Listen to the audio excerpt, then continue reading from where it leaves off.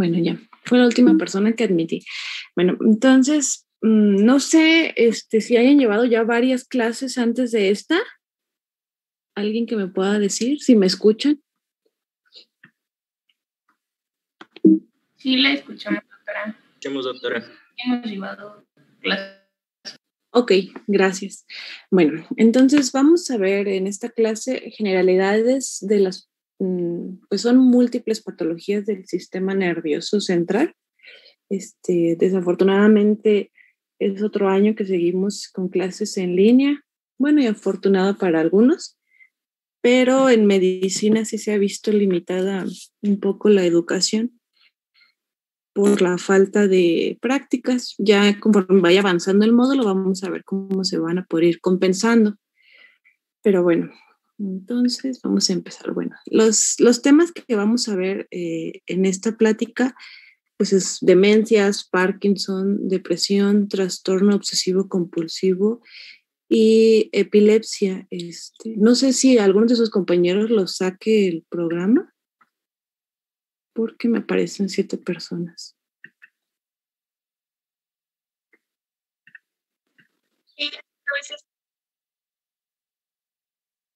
Ok.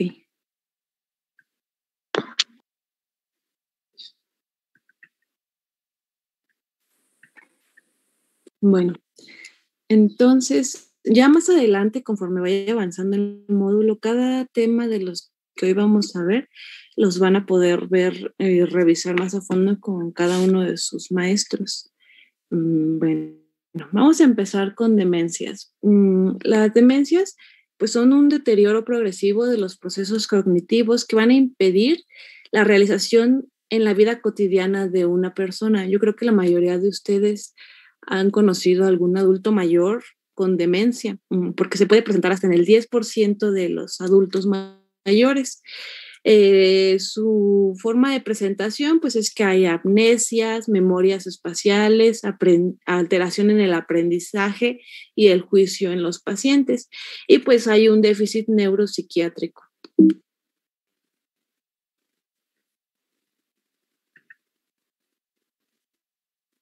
Bueno, entonces, no sé si ya pudieron ver un poco de las vías dopaminérgicas, pero aquí les puse esta imagen. Entonces vamos a tener que a nivel del tronco encefálico van a estar los núcleos, ¿no? De ahí van a empezar las vías dopaminérgicas que pueden irse a amígdala, en la porción del nervio olfatorio, el núcleo accumbens, y pues se van al cuerpo estriado, el globo, el pálido.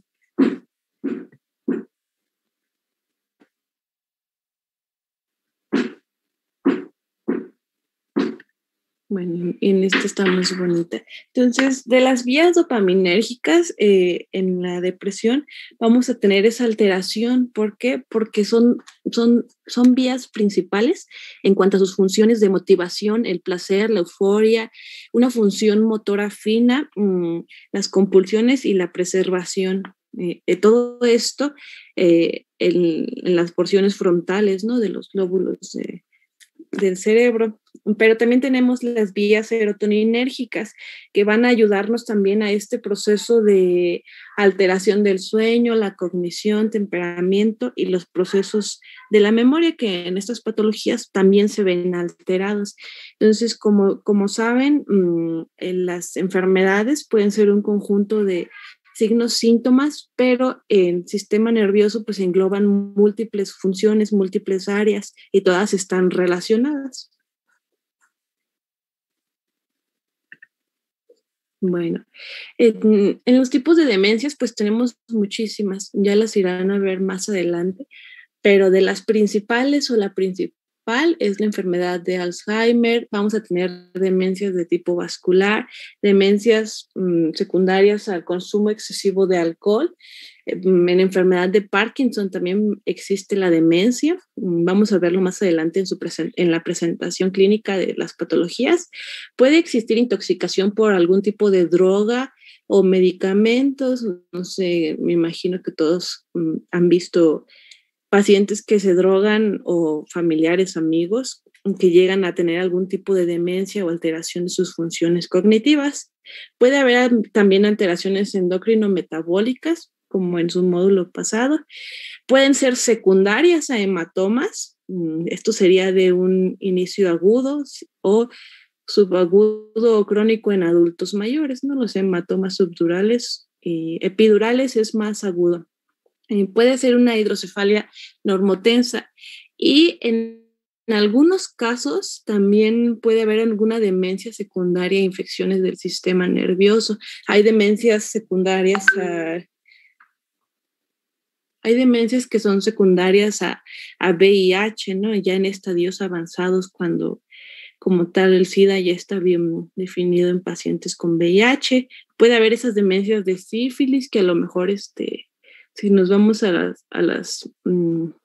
lo antiguo, pues en la Biblia, ¿no? Describían esta gente que las sacaban de las ciudades porque pues pensaban que estaban poseídas, pero había algún tipo de demencia secundaria, patologías como infecciosas en esa época. Puede también haber demencias por tuberculosis y demencias por virus. Déjenme ver por qué me dicen que son más alumnos.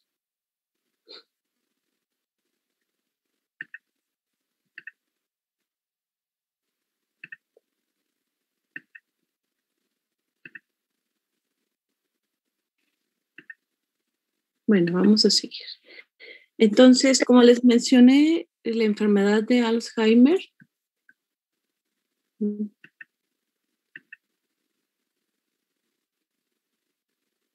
Alguien me pregunta si voy a compartir la presentación. No sé, voy a preguntar al doctor Guapo si está autorizado. Y si es así, pues ya les avisaría. Y si no, pues no. Bueno, entonces, la enfermedad de Alzheimer, al final voy a leer el chat, no vamos a estarnos entreteniendo. Bueno, entonces, de las demencias principales, de las más, no importantes, porque todas son importantes, pero a lo mejor donde es mayor en adultos mayores, pues es la enfermedad de Alzheimer. Esto inicia con una pérdida de la memoria. La demencia va a ser progresiva y la anosognosia es muy característica. Son pacientes que pues ellos no se dan cuenta que ya no hacen sus actividades cotidianas, ¿no? Por ejemplo, manejar, a lo mejor ya no tienen la capacidad de manejar, pero ellos no logran darse cuenta de que ya no son capaces de algo. Hay degeneración más temprano del lóbulo medial. Ya saben que la corteza entorrinal y perirrinal e hipocampo van a ser principalmente las afectadas. También en la corteza del lóbulo temporal y los núcleos basales de Meynert a nivel de tallo encefálico.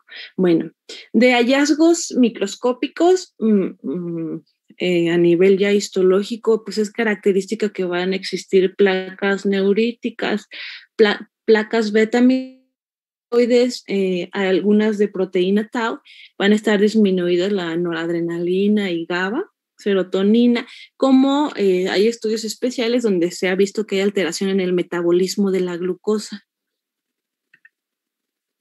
Bueno, entonces, en una persona con Alzheimer, generalmente vamos a tener disminución de los surcos a nivel del cerebro, como se puede ver en esta imagen, ¿no? Aquí vemos las fisuras y los surcos de cierta correlación con la corteza y a nivel de la sustancia blanca y la sustancia gris, digamos que es un cerebro normal y aquí podemos encontrar el hipocampo, ya saben, los ventrículos. Y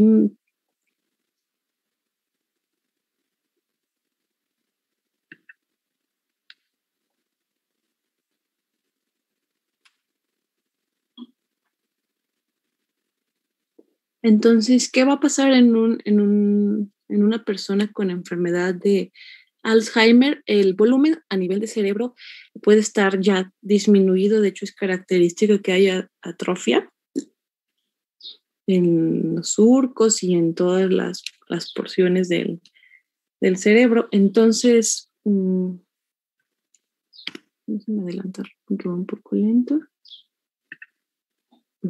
Bueno, entonces podemos encontrar que la corteza cerebral empieza a adelgazarse y los ventrículos, las astas temporales empiezan a agrandarse o a aumentar de tamaño. El hipocampo en los cortes histológicos también se puede encontrar disminuido. Ya cuando está avanzada la enfermedad, pues la relación corteza-sustancia va a estar muy, muy adelgazada, los ventrículos ya están grandes y pues el hipocampo ya se va a ver reducido, que es la porción del lóbulo temporal.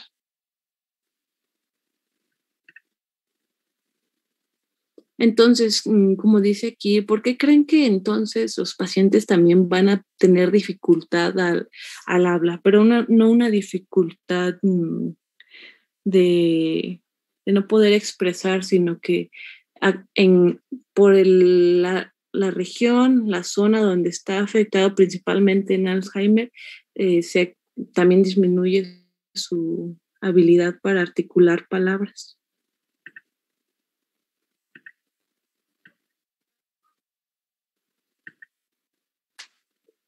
Bueno, entonces vamos a tener alteración de la memoria, lenguaje en la asignación de nombres, comprensión y fluidez también está alterada por la zona. Puede existir afasias, afasias de tipo frontal o temporal, y también las apraxias que pierden esta capacidad de realizar las acciones que generalmente ellos realizaban. Puede haber pérdida de juicios de valor y el razonamiento, y en fases más avanzadas pues ya vamos a tener pacientes con delirios. Bueno, entonces si les pusiéramos esta triada de demencia, bradicinesia y rigidez en rueda dentada, ¿de qué patología estaríamos hablando? Parkinson. Así es. Digamos que es triada, aquí la puse como triada, pero ya saben que son más síntomas, pero es característica esta presentación, ¿no? Vamos a tener pacientes con demencia, ahorita vamos a decir cómo es el tipo de demencia. La bradicinesia es este tipo de marcha que es como corta, como queriendo brincar y con este movimiento así, y un poco con la inclinación del tronco, ¿no? Y pues la rigidez, ya saben, en rueda dentada, como si no tuviera su articulación la capacidad de tener sus movimientos naturales, sino como más, no sé si conozcan las ruedas dentadas, pero es como más en pausa. Bueno, entonces ahora sí vamos a hablar de Parkinson.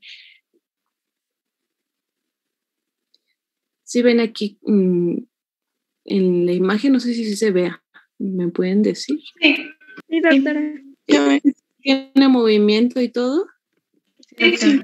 Ok, bueno, entonces vean cómo es un temblor fino.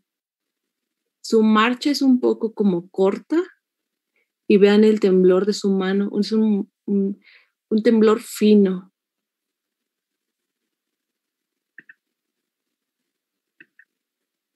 Bueno, entonces el Parkinson es una enfermedad neurodegenerativa. Lo que vimos en las diapositivas previas, va a haber un temblor en reposo, un temblor fino, hay una rigidez y hay también la bradicinesia. Otras de las características son la demencia, que puede empezar con alucinaciones visuales, hay un estado fluctuante de alerta, el paciente como puede estar muy activo, puede estar como hipoactivo o somnoliento sin que sea secundario al sueño, nada más para que me entiendan cómo es esa fluctuación. Vamos a tener también el insomnio, que es muy característico, y alteraciones del estado de ánimo, que también en fases avanzadas, lo que comentaba al principio, son enfermedades neuropsiquiátricas. Bueno, entonces, ¿qué vamos a tener? Hay una degeneración de las neuronas dopaminérgicas en la sustancia negra, en la pars compacta. Vamos a tener disminución de la cantidad de dopamina en núcleo estriado y pues la característica histopatológica, que evidentemente bueno, al menos en este entorno, si tu paciente clínicamente tiene todas las características de Parkinson, es difícil que se haga una biopsia para ver los cuerpos de Lewy. Uh-huh. Bueno, entonces les puse esta imagen Espero que sí se vea. Bueno, el temblor en manos es fino, como en el video que les puse al inicio. Los codos ligeramente flexionados, esa inclinación hacia adelante, las rodillas también están flexionadas y la marcha es como corta, con pasos cortos y de base amplia. Generalmente igual, me imagino que alguno de ustedes ya conoce este tipo de pacientes, ¿no? Son muy características sus marchas.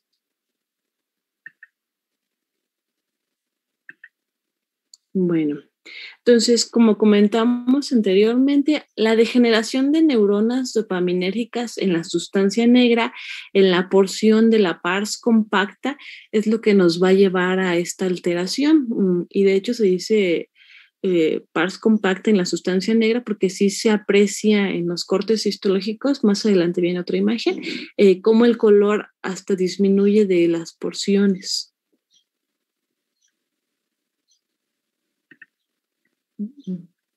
Bueno, aquí está, ¿no? Tenemos el corte de la sustancia negra. Una persona normal, un paciente sin Parkinson. Quiero que vean cómo está aquí la sustancia, la formación reticular y bueno, el acueducto cerebral. Pero vean el corte en este dibujo de una persona con Parkinson. Es muy evidente cómo hay pérdida de esta sustancia.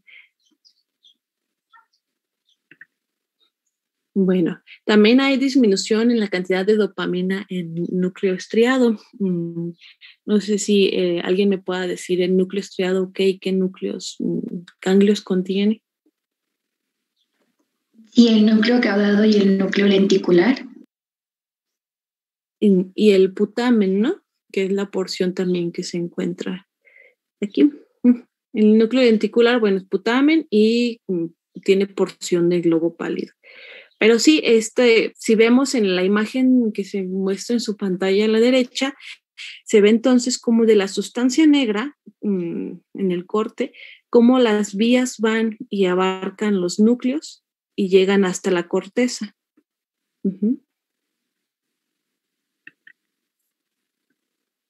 Bueno, y en este corte histológico quiero que vean cómo la pérdida neuronal es evidente, ¿no? Aquí tenemos la sustancia negra, como su nombre lo dice, y vean aquí cómo se ha perdido prácticamente esto a este nivel. Y bueno, y las inclusiones aquí están citoplasmáticas. Bueno, entonces, en Parkinson tenemos las manifestaciones, son muchas, ¿no? Y es donde ahí ustedes deben empezar a reconocer las características clínicas y si se fueran a otras características pueden ser radiológicas o histopatológicas. Pero bueno, de manifestaciones principales tenemos la bradicinesia, ese temblor en reposo, la rigidez en rueda dentada, alteraciones del aparato locomotor y la inestabilidad postural, como veíamos al adulto mayor, cómo caminaba hacia adelante, un poco como con dificultad, como si se fuera a caer hacia adelante, pero va como con pasos muy lentos. Otras, pues sería, también es muy característica, la fascia es como de máscara, así como no tienen expresiones en la cara. Ahí puede haber hipotonía, disfagia y un bloqueo motor. Y las no motoras, pues son los trastornos del ánimo, alteraciones de las fases del sueño, la anosmia y la demencia que habíamos comentado y alteraciones cognitivas, pues son pacientes que también sus alteraciones cognitivas empiezan a disminuir.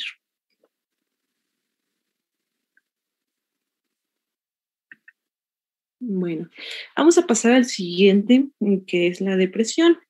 En esta imagen les puse esta imagen de Igor, porque la depresión es eso, ¿no? Es lo que Igor siempre, como fuera el ambiente en la caricatura, él siempre estaba triste, ¿no? Todo era tristeza para él, ni estar con sus amigos era feliz, es siempre un personaje que representó la depresión en esa caricatura. Entonces, los pacientes con depresión, así es su tipo de vida. Entonces, en México, 7.7 de los adultos jóvenes, van a padecer depresión en alguna vez en su vida. 1 de cada 6 adultos también lo va a padecer, y a nivel del mundo, pues 300 millones de personas son las que lo padecen. Bueno, de epidemiología, las mujeres tenemos 2 veces más probabilidad de padecerla. La característica, como les comenté, adultos jóvenes, la edad media de padecerlo es a los 25 años. 1 de cada 6 adultos padecerá depresión. Hay factores ambientales en la infancia, como abuso físico, abuso sexual y maltrato, ¿no? Hay pacientes que sufren de abuso físico y en su adultez, pues es cuando interpretan todo lo que les pasó de niños, o el maltrato también. Y pues hay factores también estresantes que pueden desencadenar depresión.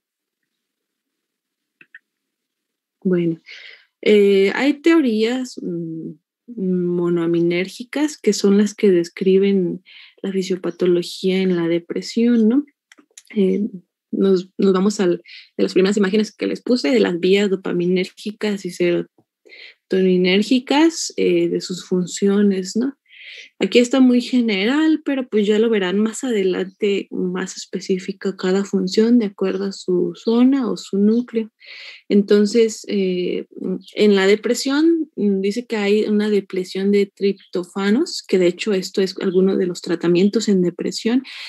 Puede haber estados inflamatorios crónicos, que son los niveles de noradrenalina, que pueden estar elevados o bajos, y la dopamina, este circuito de recompensa, motivación, lo que ya les comentaba, que puede haber euforia, placer, y puede también haber esa motivación a comparación de otros. Déjenme ver por qué.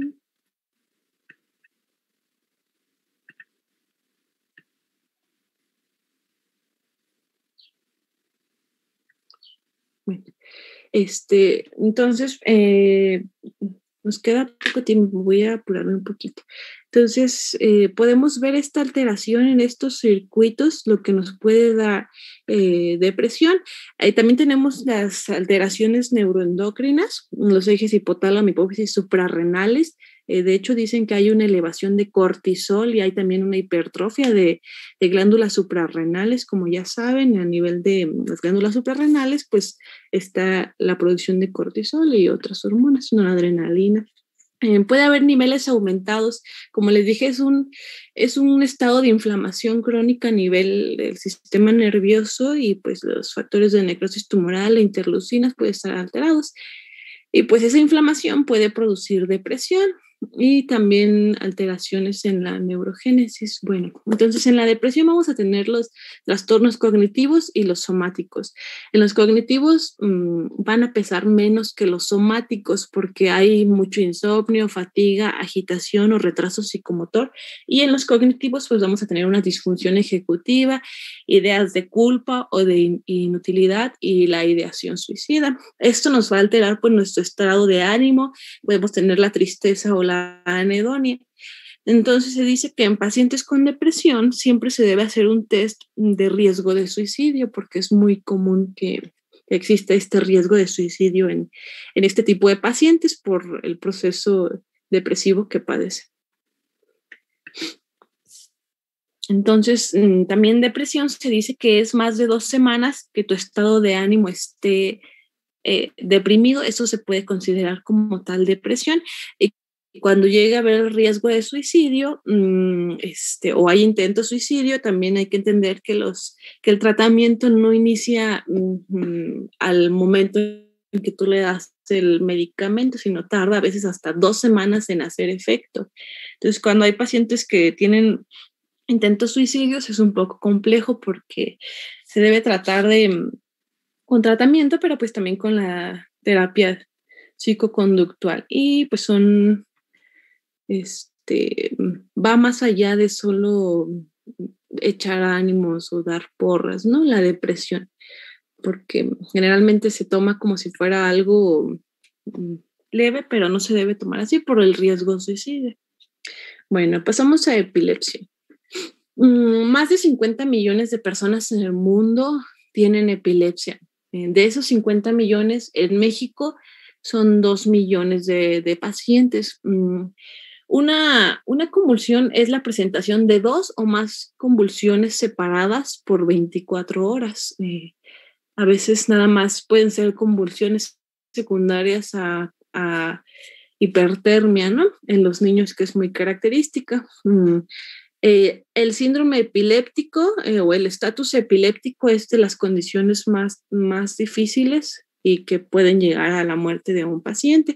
Y pues bueno, y la presencia de una crisis espontánea o refleja en más del 60% de su día con disposición a presentar a 10 años la probabilidad de crisis convulsivas. Entonces, esto en pacientes generales, no en niños, por decir, con hipertermia, ¿no? Porque a veces tienen hipertermia y convulsionan por la temperatura tan elevada.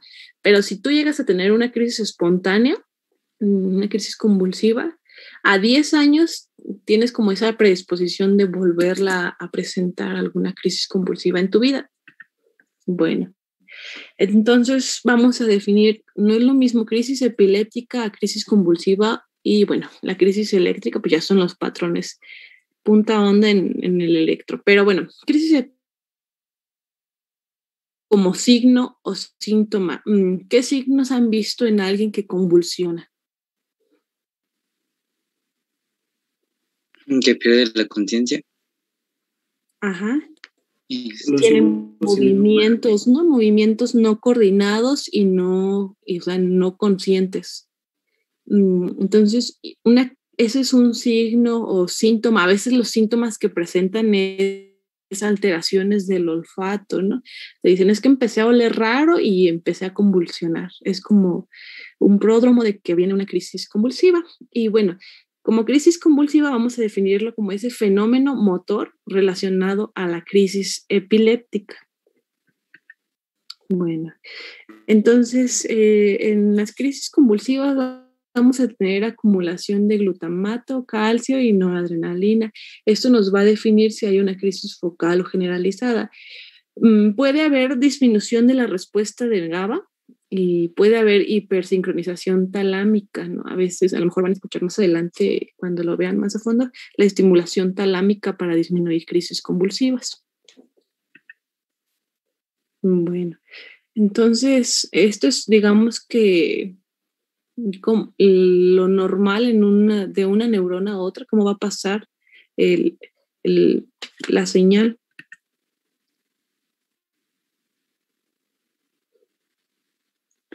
Esto sería lo normal, pero a veces en las crisis convulsivas, por eso decíamos que iba a haber alteración o de los neurotransmisores o del calcio o del sodio, y es lo que va a alterar la membrana neuronal y puede crear la crisis convulsiva.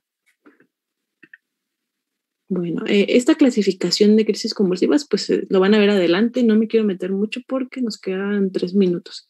Lo vamos a ver. La próxima clase se los vuelvo a poner. Bueno, entonces, las características de una crisis convulsiva, por eso tienen que hacer bien su interrogatorio en su historia clínica, porque a veces el inicio o el tipo de inicio de una crisis convulsiva te va a orientar en qué región, en qué zona, en qué lóbulo está ahí la alteración de la convulsión, ¿no? Entonces, por ejemplo, si se asocia con el sueño, pues puede ser lóbulo frontal. Si se asocia con el ambiente, puedes descartar un síncope o pseudoconvulsión, ¿no? Hay gente que por así la llevan al hospital y supuestamente convulsiona. Claro que puede ser que convulsione por otra causa, pero a veces se tiene que investigar o indagar bien en eso. También puede haber, dependiendo de la hora del día, hay epilepsia mioclónica, factores precipitantes, la fotosensibilidad. No sé si se acuerdan de un capítulo de Los Simpson que decían que daban crisis convulsivas.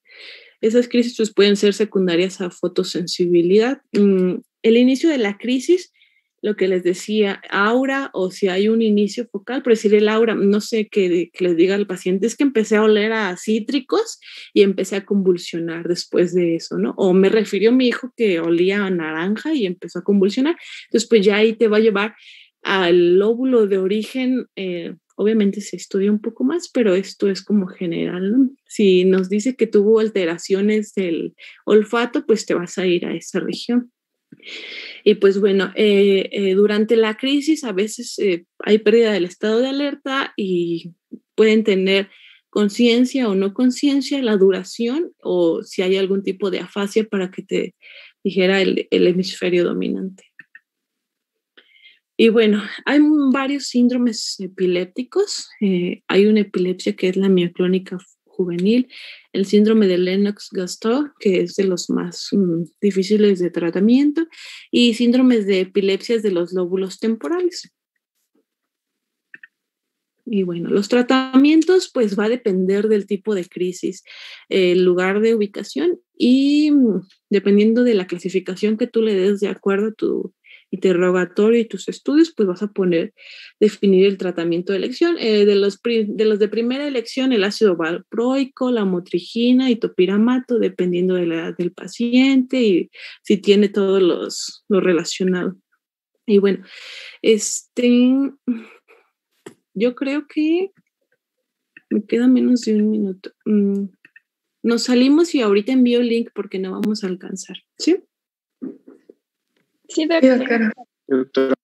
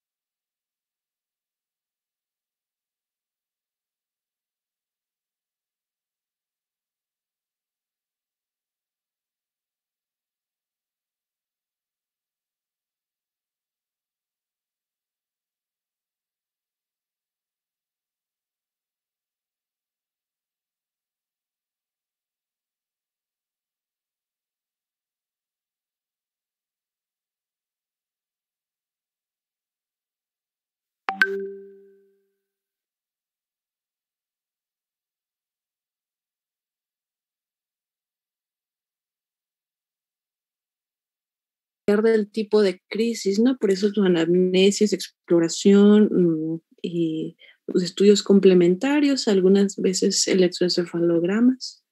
Sí se ve, ¿verdad? La Sí. pantalla. Sí, doctora. El trastorno obsesivo compulsivo, probablemente algunos de ustedes lo haya presentado, haya conocido a alguien con este tipo de trastorno. Es una de las maneras de aprender las patologías, ¿no? Relacionarla con alguien que conozcan, como el Alzheimer, Parkinson o el tipo de trastornos obsesivos. Bueno, los trastornos obsesivos compulsivos a nivel mundial son de un 2 a un 3% en la población. Igual que en las patologías previas, en adulto joven puede ser su edad de inicio. Está relacionado con trastornos de la alimentación, algunos tics, y la característica o lo que se ha encontrado de genético es que está más relacionado con varones que sean primogénitos y en este gen, en el brazo corto del cromosoma 2. Los P23 y todo. Bueno, entonces en este trastorno, pues en la corteza vamos a tener la alteración ejecutiva. En núcleo caudado vamos a tener esta adquisición de hábitos y la capacidad de adquirir las funciones en aprendizaje y habilidades también. El globo pálido vamos a tener la actividad metabólica disminuida y vamos a tener que en globo pálido también va a estar relacionado a los comportamientos del trastorno obsesivo compulsivo. Bueno, entonces ahora si nos vamos a la imagen para encontrar lo que les comenté, pues tenemos entonces que en la corteza vamos a tenerlo en área prefrontal o en la premotora, vamos a también la relación con globo pálido y con el núcleo caudado.